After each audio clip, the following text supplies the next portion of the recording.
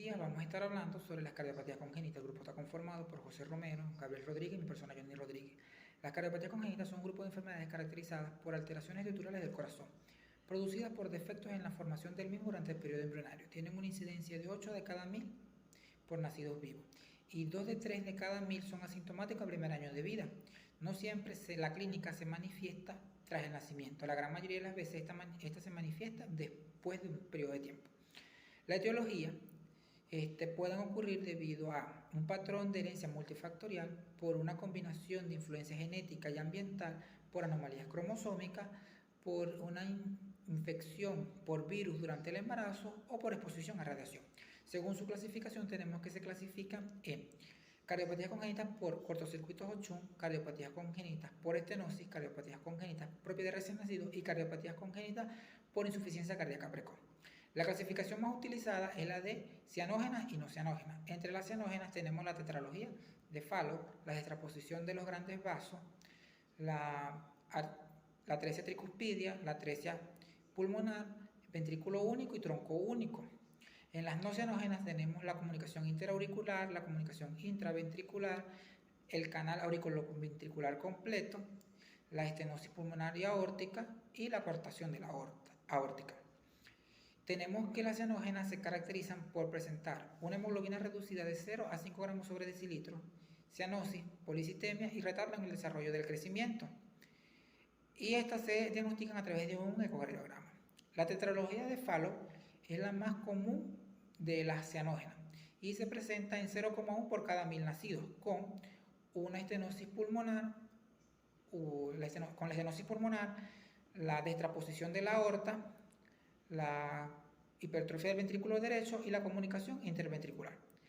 Debido a la estenosis pulmonar, hay poca salida de sangre hacia los pulmones para oxigenarse, lo que causa que en la comunicación intraventricular la sangre desoxigenada del ventrículo derecho pase hacia el ventrículo izquierdo y el ventrículo derecho, por tratar de vencer esta estenosis, se hipertrofie y la sangre que sale por la aorta es sangre desoxigenada, debido a que en la comunicación intraventricular se combina la sangre oxigenada del ventrículo izquierdo con la sangre desoxigenada del ventrículo derecho.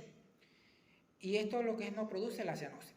En esta tetralogía tenemos sus manifestaciones clínicas son la cianosis, la disnea, crisis de disnea paroxística, cansancio fácil, pulso normal, síncope, soplo sistólico, acropaquia y policitemia. Y su diagnóstico se hace a través del ecocardiograma, donde se ve el eje desviado hacia la derecha, de la radiología, donde se ve la silueta del corazón en forma de bote, por los hematológicos, donde se ve el hematocrito y hemoglobina aumentado, y por un cateterismo cardíaco. Tenemos que puede complicarse a través de una trombosis cerebral, por un acceso cerebral, por una carditis bacteriana o por una anemia ferropénica. Muy buenos días, le habla José Romero y continuaremos hablando acerca de las cardiopatías congénitas del tipo cianógenas. En este caso hablaremos de la atresia pulmonar con comunicación intraventricular. Es una de las patologías más graves, ya que se encuentra cerrado por completo el tronco pulmonar. Por lo tanto, no existe salida de sangre del corazón hacia los pulmones, ya que no hay una válvula pulmonar.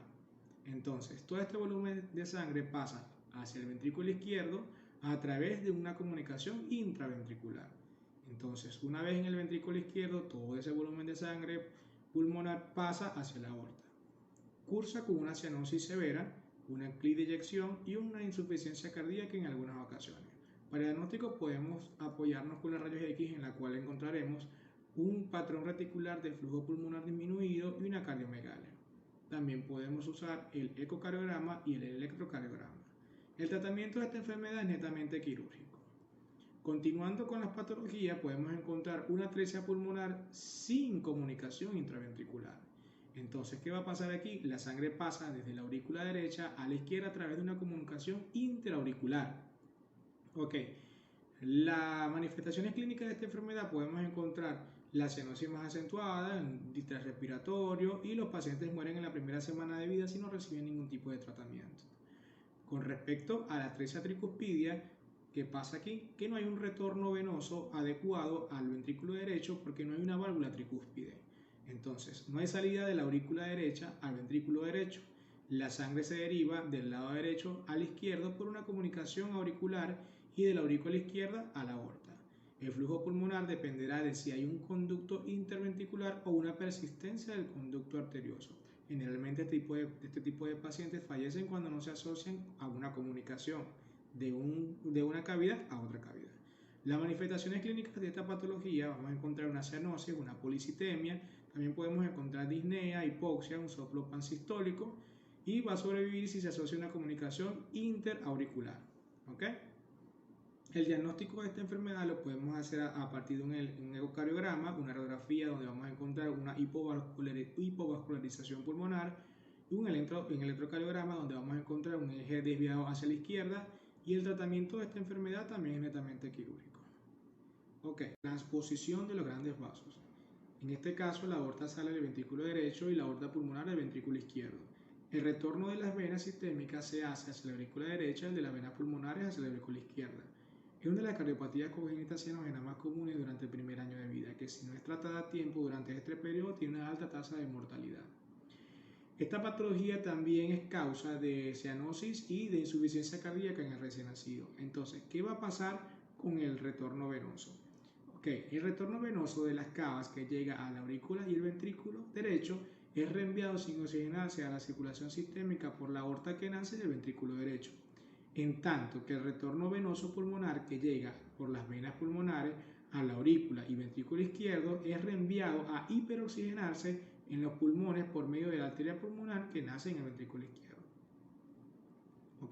Con respecto a las manifestaciones clínicas, podemos encontrar una cianosis, una insuficiencia cardíaca congestiva, una disnea, una taquipnea, un retardo de crecimiento. También podemos encontrar una policitemia, una desaturación arterial, un soplo sistólico y un clic de eyección.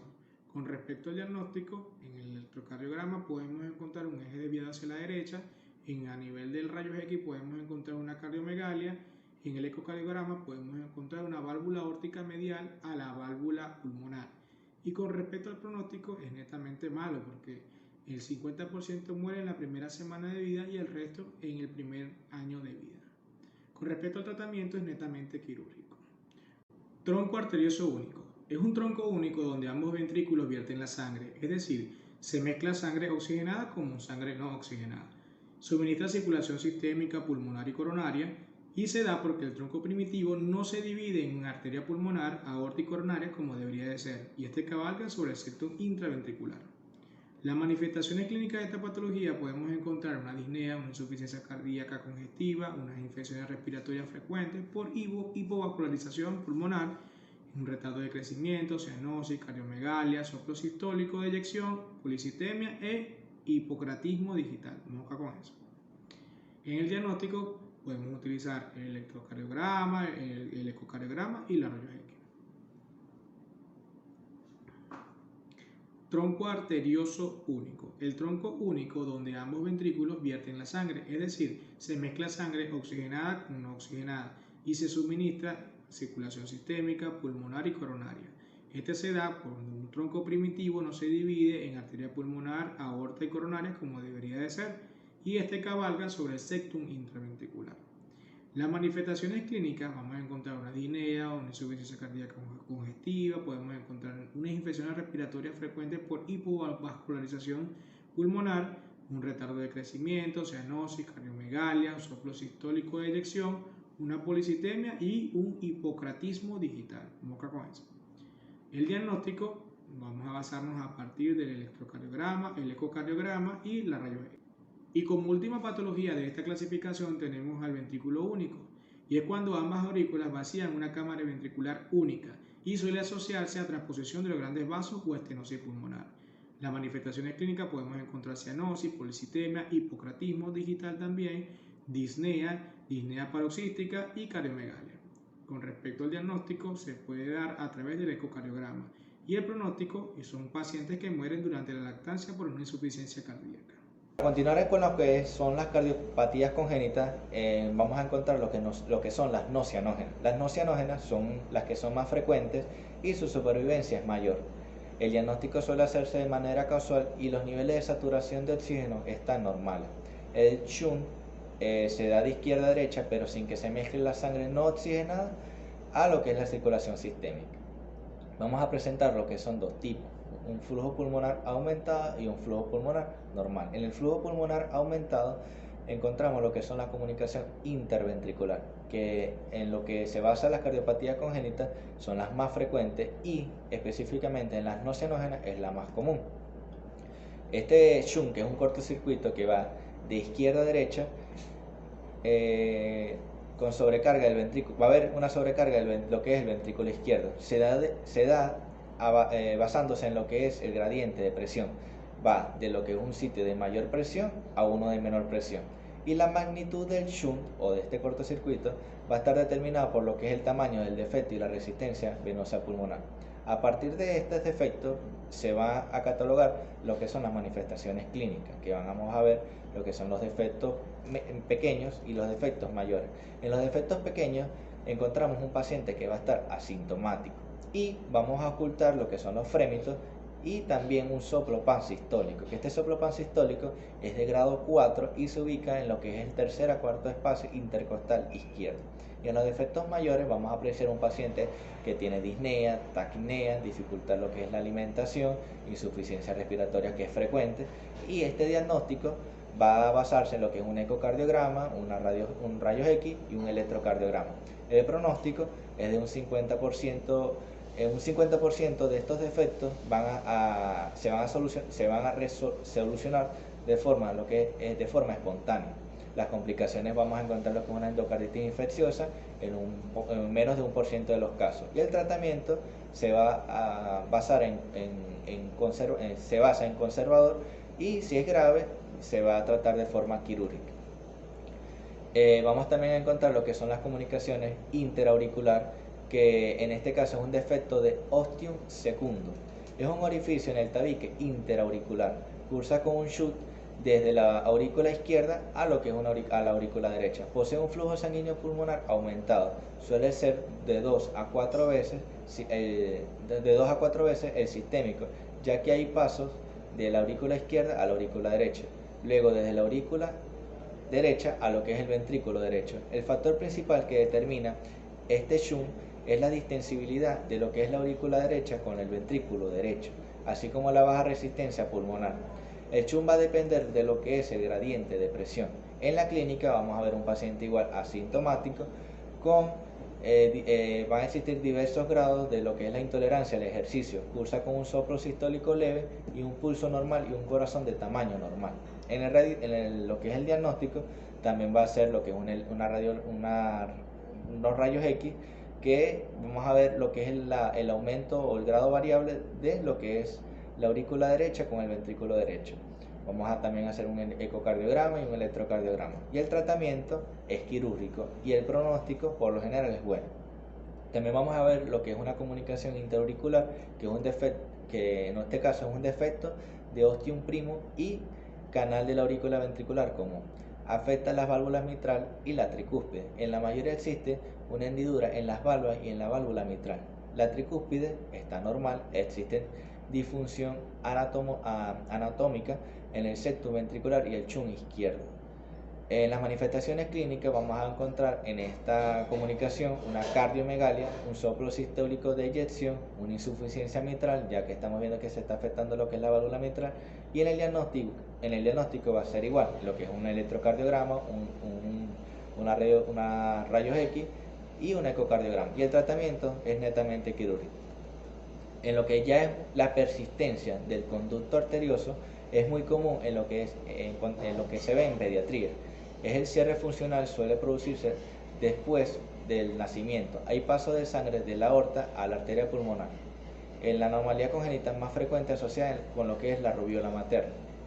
Entre las manifestaciones clínicas vamos a ver una disnea de esfuerzo, que va a ser de forma progresiva, retraso del crecimiento, pulsaciones radiales en martillos de agua, frémitos, y en el pronóstico es de esperanza de vida normal. El tratamiento va a ser quirúrgico para el cierre de esta persistencia del conducto arterioso.